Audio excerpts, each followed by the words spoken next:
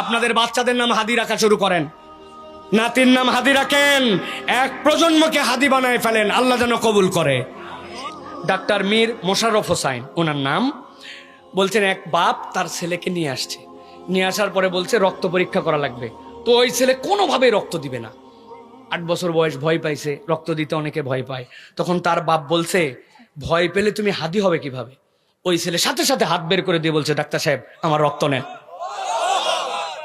এটা হাদির সফলতা। আল্লাহ শাহাদতের মর্যাদাটাকু এইভাবে আল্লাহ কবুল করছেন যে আমার তরুণেরা হাদি হতে চায়, এক শ্রেণী হাদির স্বপ্নকে ভুলাই দিতে চায়। আমরা স্পষ্ট কণ্ঠে বলতে চাই প্রত্যেক এই প্রজন্মের ইমানদারের হৃদয়ের মধ্যে হাদি ঢুকছে, আমরা ওই হাদির চেতনাকে লালন করব ইনশাআল্লাহ। রাজি তো ইনশাআল্লাহ? আপনাদের বাচ্চাদের নাম হাদি রাখা শুরু করেন, নাতির নাম হাদি রাখেন, এক প্রজন্মকে হাদি বানায় ফেলেন, আল্লাহ যেন কবুল করে। শহীদদের চেতনা মুছে ফেলা যায় না, যদি মুছে ফেলা যেত তাহলে হামজা রাদিয়াল্লাহু তাআলার নাম মানুষ জানতো না, ঠিক কি না? অথবা আল্লাহ রাব্বুল আমিন যেন কবুল করেন, বল আল্লাহুম্মা আমিন।